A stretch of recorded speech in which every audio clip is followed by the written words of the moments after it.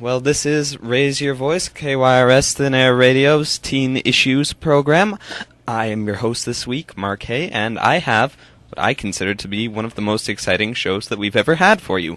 A show on anarchism in Spokane and anarchism in practice. With me today is Travis, a local anarchist leader, I understand. Travis, would you please introduce yourself? I think you just did. That'll do. That'll do for you. Andy. Hi, I'm Andy Chapin. I'm a sophomore at Ferris High School right now. I guess. Andy will be debating anti-anarchism against Travis today.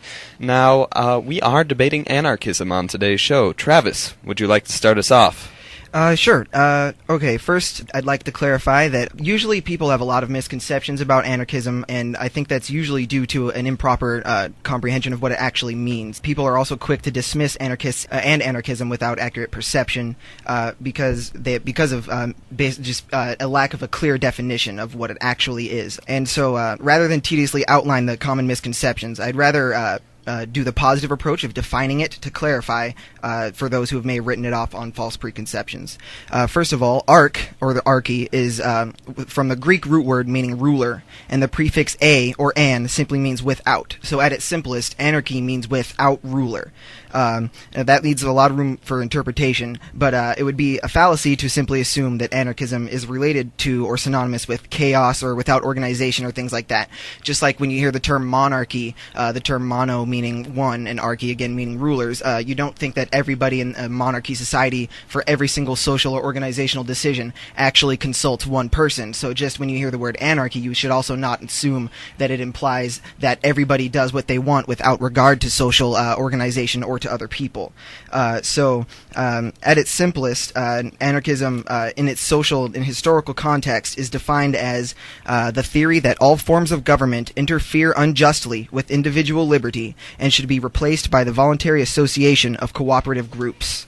And I think this should be advocated because, first of all, humanity desires the largest scope of societal freedom possible, and I think this is exemplified throughout history in the way that in several ways. But anyway, that's an anarchist society's aim, is to achieve the largest scope of societal freedom possible. And I think another main reason for advocating anarchism is that society benefits more from social equality that is made possible by an anarchist society, as opposed to the inherent imbalances perpetuated by class separation between the rich and the poor of a capitalist society or a hierarchy.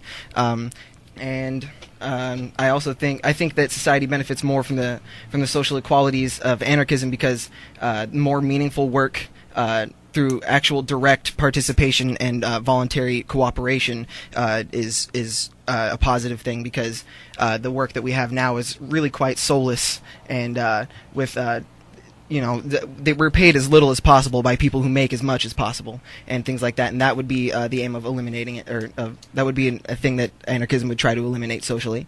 I also think there would be more efficient production and consumption, because the needs would be being directly produced to meet the needs of the society that the jobs and the workers were trying to accomplish. And I also think education would improve because it would be more accessible and directly relevant. And I think if you want education to improve in society, you need to educate more people. And that would be where I stand. Well, now that we've gotten your pro-anarchist approach, Andy Chapin, would you like to start us off with your anti-anarchism approach? Well, I just sort of wanted to address, I guess, some points made by Travis here. It was the way you describe anarchism, and I guess in the positive connotation, and getting back to the Greek roots that you suggest, it sounds very idealistic and pie in the sky to me. No offense by any means on my part, but it just sounds very idealistic. And I think if this were completely, theoretical, this would be a flawless system and that it would work very well. But in practice, how do you think that? I guess I'm just not understanding where this cooperation and this consuming equality would manifest itself. I think in theory the system is, genius, but in practice, yet again, for anything to be actually usable, it needs to be used in practice. Same with, communism, along those lines. I just don't know how to reconcile, I guess, that discrepancy between actual practicality and the thoughts that I guess are behind it. Because it seems like, granted, if everything you said were true and came to fruition in society, then we never would have had rulers to begin with. So I guess where would that have gone astray, and why hasn't it worked? Why haven't humans just as a whole stayed in a state of anarchy? Well, okay. First, okay, you said it was idealistic, and you said it would work in practice or theoretically. Well, the first thing I'd like to point out to that is there have been numerous successful accounts of anarchist societies throughout history, such as the Spanish Revolution in '36 in Barcelona. There were actually many anarchist-controlled areas, and they completely syndicated a lot of their workplaces. This can also George Orwell actually even wrote about it in a book called Homage to Catalonia, and he wrote about how beautiful it was and how if there was anybody he would side with on the side of the revolution going on at the time, he would have sided with them because of the things that they were accomplishing and people actually feeling what they were doing was right, and so much so that that the workers themselves were fighting against the fascists and things like that to preserve their way of life, and everybody who was participating in the syndicates was pretty much also fighting as the military, including women and young people, and so okay, that's one example of it happening historically. So if someone were to write it off as being idealistic, I would have to point out first of all that, and then there's also there was the Paris Commune in France, which I don't know that much about, but there's also the ongoing struggle of the Zapatistas in Chiapas, Mexico, who actually have an anarchist state, and they're constantly fighting with and working or trying to work with the government there to continue their way of life, and so also you asked where the equality manifests. I think that the equality exists and is being thwarted by the way our society is now. I think that, for example, like everybody works together to make, I don't know, something as terrible as a McDonald's happen and maintain and function. Like everybody works together to have this happen, but they don't own any of the things that they're doing. In fact, most of them can only afford to eat there because they're being paid as little as possible by people making the most off of them as possible. And I think that while I think that there are better ways of doing that, and it's for using the fact that it has happened historically that people have controlled workplaces and the means of production. I think that exemplifies that the equality does manifest when given the opportunity.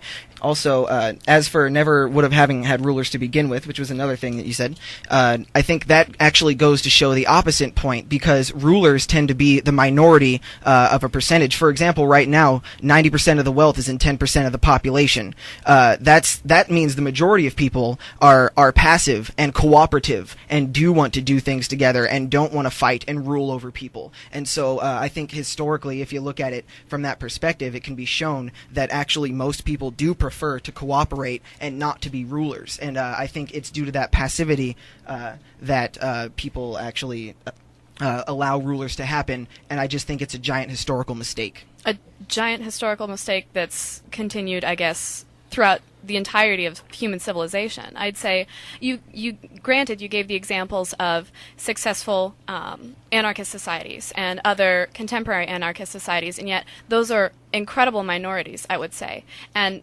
while not saying the majority is always right by any means, I'm not advocating, the McDonald's society or anything like that, but just that if anarchy were preferable to the entire human race, why wouldn't it be more widespread than it is now? You gave very few examples, very cloistered examples of successful or functioning anarchies. And I just think that if anarchy was, truly an inherent human system, then why wouldn't it be more widespread? Andy Chapin debating anti-anarchist side, and Travis debating pro-anarchism, also known as Uncle Scams. I find that name very amusing. Now, embarrassing.